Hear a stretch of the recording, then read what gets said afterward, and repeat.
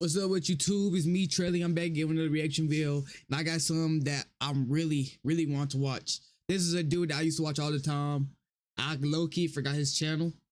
But I found it get popped up while I was streaming the other day on Twitch. If you want to peep the Twitch, it's Ugly Boy Trail. I just want to let y'all know. You just come here and rock with me. You know, I'm gonna plug myself real quick. Plug myself. This Saturday, Last of Us Part 1. I'm gonna play half the game. If not half, then all of it. I might be live for about 10 hours, 12 hours. But this Saturday, be there, be square, lame ass nigga. But nothing to say. DeVille's when Redditors solved crimes, the case is closed by internet detectives. Internet detectives be putting overtime, boy. They figured out young Dolph murder before the cops even did or found out. So this came out 2 years ago. I'm late. Like I said, it's been like a good three years since the last video I seen from him. Last video I see is when he made the Popeyes one, and that was a good minute ago. It's probably might be on the channel. But further ado, let's get to it. I got nothing else to say. 28 minutes. Detectives, but more. I gotta tell you to talk, niggas. Stop. Okay. Grab your drinks, grab your food, cause this is gonna be a good one.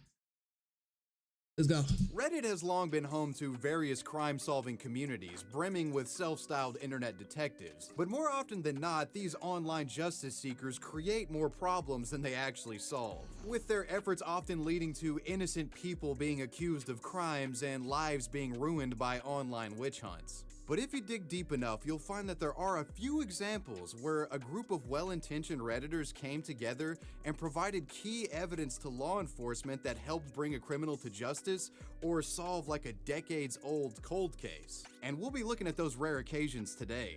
From Reddit finding the criminal responsible for a fatal hit and run, to them exposing an online artist for illegal artwork, and them successfully solving a 25-year-old cold case, these are the times when Reddit detectives got it right.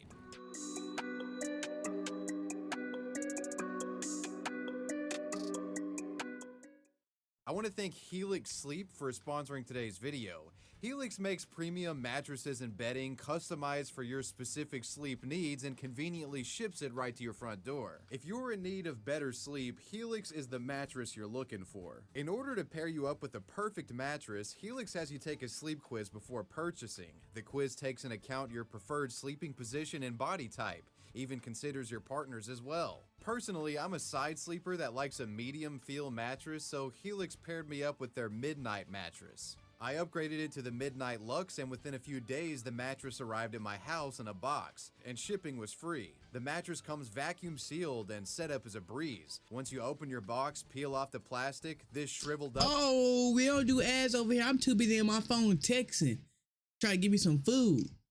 But we don't do ads over here, baby boy. We don't do that. I'm sorry, twin. I respect you. Respect your hustle. That's the one Reddit solved fatal hit and run. Bro, internet tips are different. Our first story involves a police manhunt for the suspect behind a fatal hit and run incident. Unable to find the perpetrator, the police turned to the internet for help, and Redditors picked up the slack. The story begins August 9th of 2018, just outside of Eatonville, Washington. Thanks to this area's natural beauty, the state routes and highways around these parts were popular with cyclists. Cyclists like Susan Rainwater. Susan was a local resident, and part of her morning routine was hopping on her bike and going for a ride. Mama sounds for Susan, man.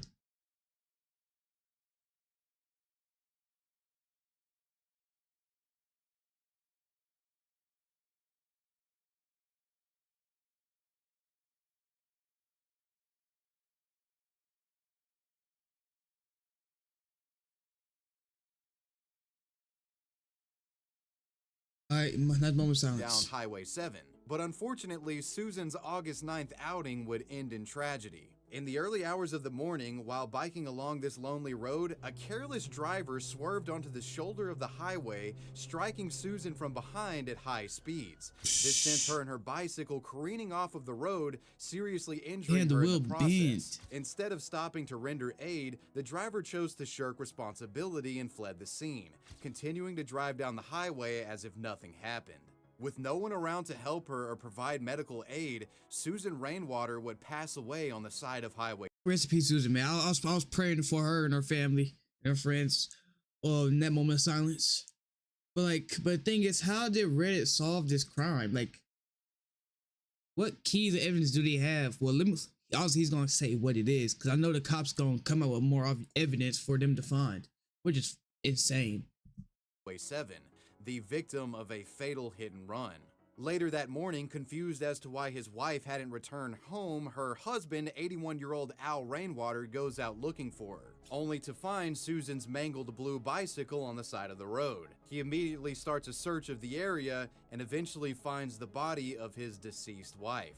Upon making this gruesome discovery, the distraught husband called law enforcement, who promptly arrived to investigate. Considering the scene they were presented with, it wouldn't take law enforcement long to come to the conclusion that Susan's cause of death was likely a hit and run.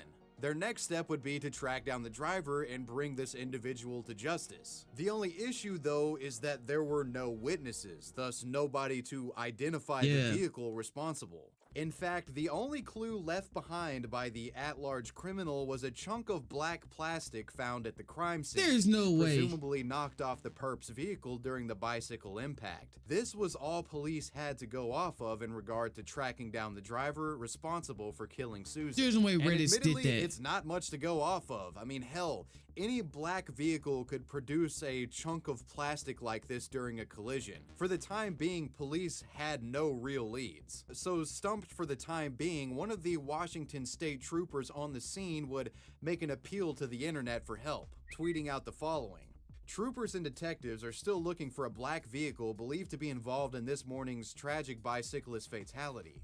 If you know anything regarding this collision, please call the Washington State Patrol. The trooper likely didn't realize it at the time, but this tweet would inadvertently spark a massive online investigation into this hit-and-run incident, with thousands of individuals meticulously examining this black chunk of plastic in an effort to solve the crime. And it all took place on Reddit, specifically r/whatisthisthing. This subreddit was a community dedicated to helping folks identify the origins of strange objects submitted by its own users. On the evening of August 9th, a user creates a thread showing the photo of the black vehicle chunk collected by the trooper. The post read, "Car part found in bicyclist hit and run fatality today." So naturally, this post was like a call to arms to the users of the subreddit. Let's identify what vehicle, make, and model this black plastic piece came from so we can help police narrow down the search. This was their time to shine. I mean, it was exactly what the subreddit was born to do. Theories began pouring in. My guess would be an aftermarket bumper lip.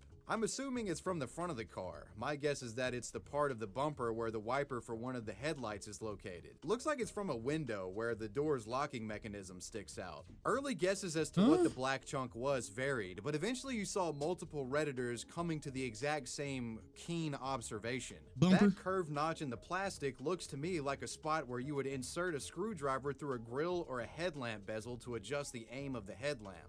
And when one looked up various photos of vehicle headlamp bezels online, there were many images featuring this curved notch mentioned by the previous Redditor. More so than any other vehicle part found on a car's front end, this black chunk seemed like it came from a headlamp bezel. So Redditors had a pretty good idea of what the black plastic piece was. Their next step was to figure out what make and model this headlamp bezel came from. And this is a pretty crazy, bro. I mean, seriously, you gotta think, there are dozens of different car brands on the road, each with countless models, years, aftermarket parts, etc. Even when you know the part is a headlamp bezel, finding the exact make and model match just seems impossible. But the thing is, you just can't discount Reddit's ability to have a random-ass expert on an extremely niche topic browsing the forums at any given time. as on this day there just so happened to be an expert in headlamp bezels browsing the page. Meet Reddit user Jeff's Nuts. So Jeff, for his job, just so happened to be a headlamp inspector for the state of Maryland, making sure that vehicles were up to codes before reissuing registration. And about 2 hours after the initial Reddit thread was posted, Jeff stumbles across it and finds the black plastic piece in it looking oddly familiar. Jeff would chime into the thread explaining that he recognized the chunk as being part of a headlamp bezel specifically used for Chevy Silverado trucks produced in the mid-1980s. That's fucking crazy. Like, you really gotta sit back and think about this shit. That's fucking insane, bro. How I do this, I've been a Maryland state inspector for a long time, and part of each car and truck inspection up until recently was mandatory headlamp adjustment. If I had to guess, I'll say someone from the Hoppy brand headlamp aim checker company probably bribed some politicians a long time ago, which made it mandatory for each station to buy their equipment to perform inspections.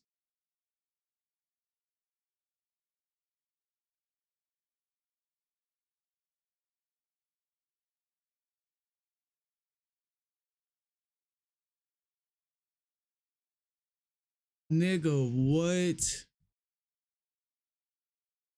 This man alone, Jeff Nuts, solved the crime by his damn self. Like, that's fucking insane, bro. You really think about that shit? That shit's fucking crazy. A nigga solved the crime his damn self. I'm trying to get my mic adjusted. Okay, that's pretty good.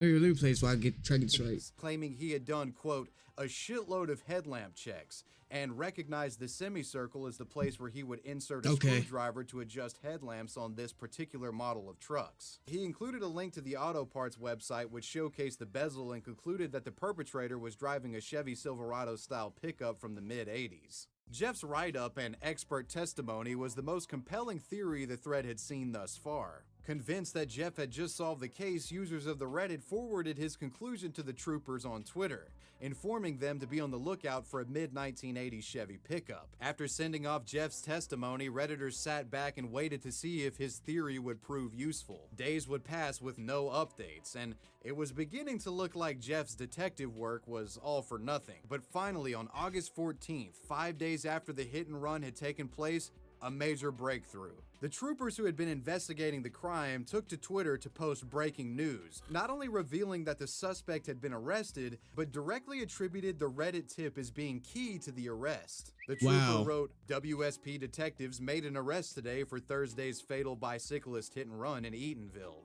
Reddit users identify a photographed broken car part as a mid-1980s Chevy truck headlight assembly. That's fucking Local insane, anonymous bro. tip confirms and led to the arrest of a driver of a 1986 Chevy K10. The suspect's vehicle is attached, and as you can see, there's some damage to that right headlight bezel. Ladies and gentlemen, we got him. Thanks to Jeff Nutt's headlamp inspection expertise, along with the local citizen that identified the mid-80s truck, Susan Rainwater's killer was now in police custody. The man behind the wheel of the Chevy K10 and responsible for the hit and run was 37-year-old Jeremy Simon. While under arrest, Simon allegedly told police that he fell asleep at the wheel and that when he hit Susan, he thought he had hit a deer or a mailbox. Though this story would later change, with Simon allegedly stating that he knew he hit somebody and didn't want to stop to help because he didn't want to see a dead body. Additionally, heroin was found in Simon's possession during his arrest. That makes more Jeremy sense. Simon was charged with vehicular homicide, hit and run resulting in death, and unlawful possession of a controlled substance. He was later sentenced to serve 4.5 years in a drug offender sentencing alternative, meaning half of his sentence was spent in prison and the other half out of prison on supervised probation. While I personally feel as if his sentencing was a bit light, I'm glad that this man faced some semblance of justice. Without the assistance of Reddit, police likely would not have cracked this case as soon as they did, which could have possibly given Jeremy Simon enough time to cover his tracks and make his killing of Susan Rainwater untraceable. It is true. If he would have got that car cleaned up, a handful of small-town detectives never would have been able to match this ambiguous black chunk to the correct vehicle in any sort of reasonable amount of time. But when you bring the vast populace of Reddit into the equation, an expert is bound to stumble across the dilemma and provide the niche know-how needed to crack the case. So shout out to Jeff Nuts for doing exactly that. Members of the Rainwater family have reportedly reached out to the man behind the Jeff Nuts account personally, thanking him for his help in the case. In many ways, he is an internet hero. Fucking crazy, bro. Go to the illegal artists.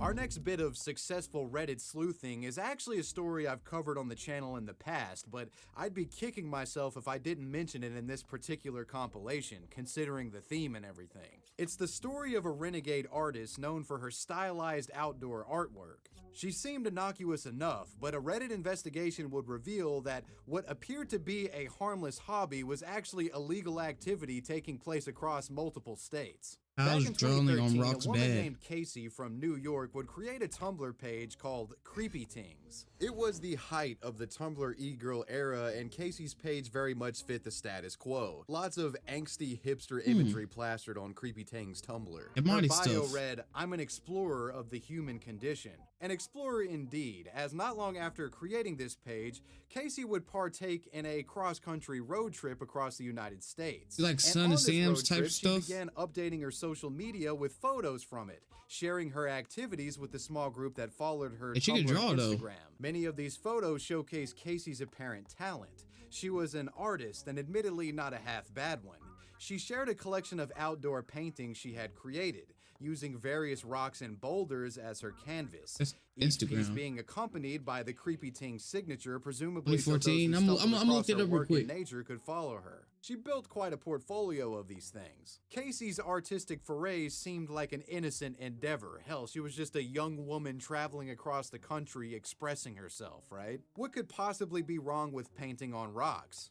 Well, Creepy. potentially a lot, depending on what rocks we're talking here. And with that said, in October of 2013, Redditors would expose the extremely questionable nature behind Casey's artwork. On October 21st, a Redditor known as Yosemite80 would create a thread on the Yosemite subreddit, a forum for national park enthusiasts. The post read, "Graffiti artist with no regard for her actions leaves her art on the Vernal Falls Stock Trail." This post was an expose alleging that Creepy Tings had actually been doing her artwork in protected national parks, which would be park vandalism and a federal crime.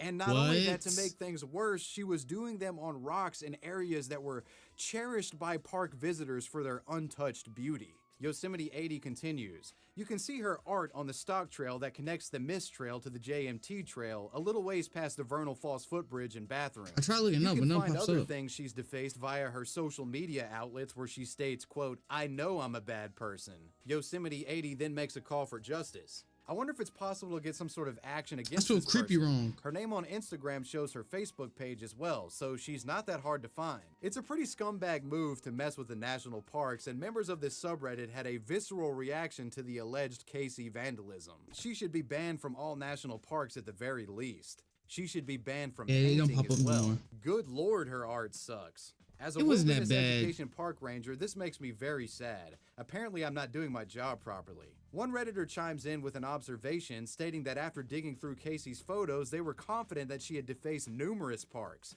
including Yosemite, Death Valley, Joshua Tree, the Canyonlands, and Zion. So if Damn. true, Creepy Tings Casey had committed some like multi-state vandalism here. Yeah. Reddit had put Casey on notice, and unfortunately for her, there was a national park agent that often perused this subreddit who had stumbled across this little Wow. piece of information. This is a post from Special Agent Steve Yu. "Hi, my name is Steve Yu, and I'm an investigator in Yosemite National Park. Thanks so much for bringing this to our attention. I'm not sure about the best way to go about this as it's my first case I've worked off of Reddit, but if folks can send me what they've grabbed to my email, that would be great." So naturally, Redditors started funneling all potentially incriminating photos to Steve Yu's email. They also managed to follow her social media trail back to Facebook, which Wow. revealed her real name, and that was also passed over as well. They were trying to get this woman locked up. Now, for anyone out there that thought this Agent Steve Yu was just some impersonator blowing smoke up their asses, That's what I time would think. show that park rangers really were looking into the Creepy Ting situation.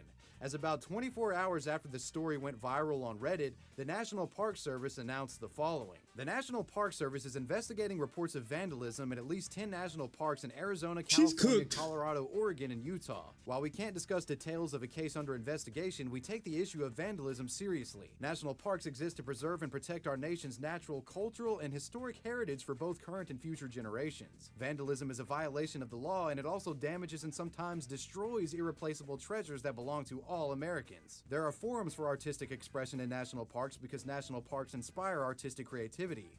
These images are outside of that forum and outside the law. So yeah, the National Park Rangers were hot on the heels of Creepy Tang's Casey, and it appeared she knew that the walls were closing in, as not long after the official statement from the Park Service, Casey's Tumblr and Instagram page were taken down.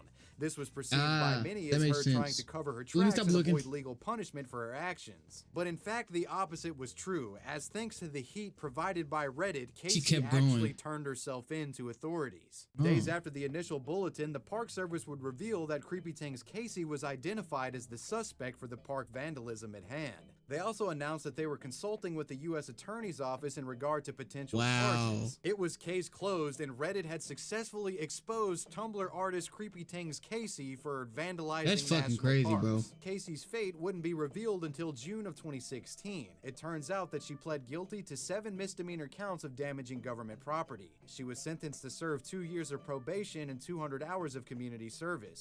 Additionally, while on probation, Casey was banned from lands administered by the National Park Service, U.S. Forestry Service, the Bureau of Land Management, and the Army Corps of Engineers. It's been estimated by some outlets that if you combine all of this government-managed land together, that Casey was technically banned from about 20% of the land in the United States during this 2-year probationary period. Some may consider Reddit's obsessive investigation into this case a little bit petty, but national parks are important, and it's not okay for people to be defacing them with their artwork. You don't gotta lie. You could argue that Casey was ignorant in this matter, but still, I think in the age of social media and social media influencers, it was important to sort of make an example and put a spotlight on this case and what this girl was doing. Because who knows, maybe if you didn't really crack down on it, you'd have people fucking spray painting the Grand Canyon walls and trying to get clout off of it. So for any of you would-be park vandalists out there, tread lightly, as all it takes is one Reddit thread and you too could find yourself in serious legal trouble.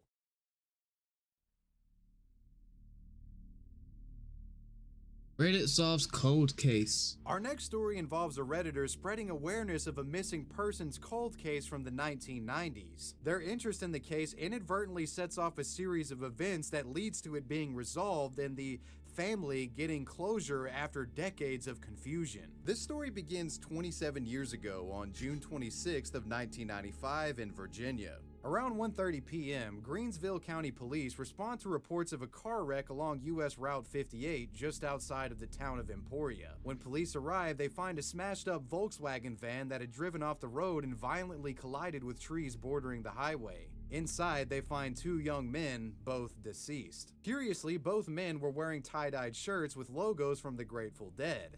The famed American rock group had performed the day prior at Robert F. Kennedy Stadium in Washington, D.C. Upon further investigation of the bodies, scalped tickets were found in the pockets of the vehicle's passenger. So it looked like those 2 individuals were returning from that Grateful Dead concert in D.C. No drugs were found in the vehicle, and police came to the conclusion that the wreck was likely caused by the driver simply falling asleep at the wheel due to exhaustion. The vehicle's driver would later be identified as 21-year-old Michael E. Hagar, thanks to a state-issued ID found on his person. Police say that Hagar's passenger was a hitchhiker that had been picked up somewhere between Fairfax and Gloucester, Virginia. The theory being that the 2 individuals either met at the concert or met slightly after while on the road and became friends because of their obvious sort of love for the Grateful Dead, considering their clothing. After a thorough crash scene investigation, authorities ultimately determined that there was no foul play in regard to the death of these 2 individuals and the car wreck that caused it. But that wasn't case closed. See, there's an element to this case that has made it infamous over the years, that element being the mysterious identity of Michael Hagar's apparent hitchhiking passenger. Authorities were never able to identify who this person was. The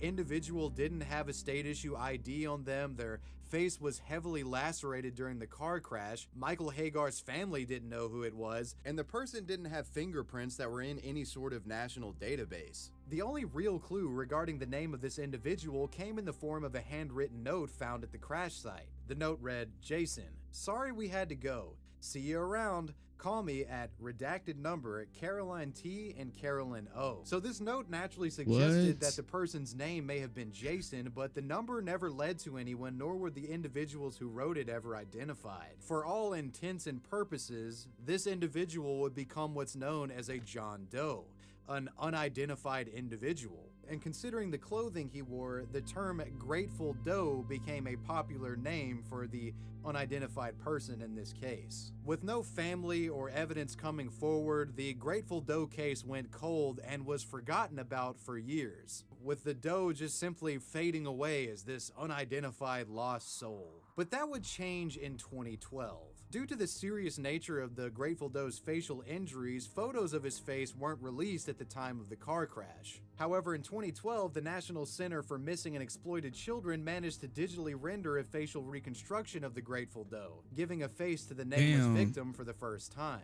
With the face now attached to the mystery, online web sleuths became attracted to it and banded together on sites like Facebook in an effort to possibly match an identity with this unidentified doe. Eventually, the hunt for the Grateful Doe's identity would spread to Reddit, which brings us to Reddit user Zombie Gray, aka Gray Metal. Gray had become interested in cracking the Grateful Doe case practically since the release of the 2012 photo, and they often took time out of their days scouring through what little clues were available trying to find a match. Gray was also a founding member of the r/Grateful Doe subreddit, a place dedicated to identifying the doe. With so little to go off of in this case, Gray came to the conclusion that it wouldn't be something one person could solve alone. The only way to get this thing solved was if they put the face of the doe on as many screens as possible in the hopes that somebody from the 1990s recognized this individual and would come forward with information regarding their identity. Skilled in the art of viral Redditry, Gray gets the idea to compose this rather compelling Imgur post. It's a missing poster of sorts, which compiles the face of the doe along with their clothing and other identifying elements found at the crash site. Accompanying it was a humble request to all who encountered the face of the Grateful Doe. Can you help give him back his name? Gray's missing poster went live in early 2015, and it almost immediately went viral due to its compelling nature. The internet loves a good challenge, and solving the mystery of the Grateful Doe's identity was priority number one for online detectives. With Gray's missing poster about the Grateful Doe virally spreading, all that was needed was for someone who knew the Grateful Doe back in 1995 to stumble across the post and come forward with information. So basically, you needed an internet miracle. It really was a needle in a haystack situation here. But you know the drill here. Reddit seems to defy all odds when it comes to this kind of stuff. Sometime after the Grateful Doe missing poster had gone viral, a man going by the name of Steve sends a private message to Gray on Reddit. Steve would go on to explain that not only did he recognize the Grateful Doe, but he was fairly sure that this individual was one of his old roommates while living in Illinois named Jason Callahan. Steve's testimony corroborated the note found at the crash site, which suggested that the doe's name was Jason. Steve's anecdote was definitely worth investigating further, so the internet went on a collective manhunt trying to find anyone potentially related to someone named Jason Callahan. But due to the inescapably viral nature of the story, not much of a hunt was needed, as reported Jason Callahan family members began revealing themselves in due time. In January of 2015, a woman named Margaretta Evans would post the following in response to one of Gray's Grateful Doe missing posters on Facebook. "Oh my God, this is my son Jason Callahan from Myrtle Beach, South Carolina. I've been looking for him all this time with no luck. Today my other son saw this Facebook page, and after all these years of praying for him just to call me or come home, please inbox a message or phone number to contact me." Evans would go on to explain that her son left home after becoming an adult to partake in a free-spirited lifestyle, essentially traveling around the country and attending various music shows and festivals, specifically Grateful Dead concerts. The last time she claimed to have saw him was in 1995. A missing persons report wasn't filed at the time, and this was likely foregone for several reasons. First off, this was a grown man who left the house on his own accord. Secondly, she didn't know what jurisdiction to file it in if she wanted to. And thirdly, it just didn't really seem like Jason wanted to be home, if you know what I'm saying. So in lieu of discovering this story and the photos of the young man she believes to be her lost son, the Grateful Doe's apparent mother files a police report, and a new investigation is opened. Investigators then requested a family member to submit DNA samples for comparison, as this would be the best way to prove without a shadow of a doubt that the Grateful Doe was in fact Jason Callahan, as they still had his DNA on file. This is when Shannon Michelson, the Grateful Doe's apparent half-sister, comes forward, eager to submit her DNA in an effort to solve the mystery. She told a Boston radio station, quote, "When I looked at that picture, it looked like my dad was looking back at me. He had the same face, and he even had a lot of my facial features. My forehead and the shape of my face, I knew in that moment deep down, that was Jason." Shannon would submit her DNA for testing in early 2015. In the meantime, Gray and the other online sleuths who had dedicated their time to solving this case were on the edge of their seats. It was the closest anyone had come to identifying the Grateful Doe since the day of that car accident That's in fucking insane. 1995. Finally, after a year of waiting, in late 2015, DNA results came in, and it was a match. Shannon Michelson was indeed related to the Grateful Doe. This meant that the Grateful Doe was indeed 19-year-old Jason Callahan from Myrtle Beach, South Carolina. One of the most famous Doe cases in history had been solved thanks to the internet, and more specifically, the awareness granted to the Grateful Doe case by Gray. It was a bittersweet moment, as Jason Callahan's family had thought he was alive this entire time, thinking perhaps he had just decided to spend his life living elsewhere in the United States and didn't want to come home. The realization that he was gone was indeed saddening, but at least they had some sort of closure, an answer as to what became of young Jason. This story is a fascinating example of the internet's ability simply to raise awareness about an issue. That's fucking insane, bro. I particularly like this example in regard to Reddit's armchair investigations because it doesn't involve Redditors prying into someone's personal life or participating in roughshod investigative journalism to solve a mystery. With the viral missing poster, Gray and the r/Grateful Doe community simply made a decades-old story accessible to the vast internet populace, putting the ball in motion that eventually led to the right people becoming aware of the Grateful Doe and the family finally putting to rest the decades-old mystery. And with that, those were the cases where Reddit detectives actually got it right and did some good in the world, unlike the many instances where they've screwed up majorly. Let me know what you guys thought about this video down below in the comment section. Reddit's crazy as shit. If you actually go on Reddit, it's crazy as fuck. Next, I want to give a major shout out to my patrons. I appreciate you guys. Wavy Web Surf out. Peace. Wavy Web Surf. That's his name for real? I might watch this next, but this will have to be a two-parter. If you enjoyed that video, let me know down below. Like, comment, subscribe. Only if you actually enjoyed the video. Only if. And I'm gone, man. For the 5th time this week. I should be right 5th time. Well, it depends when I upload this and how I upload it. I'm gone though. Deuces, love.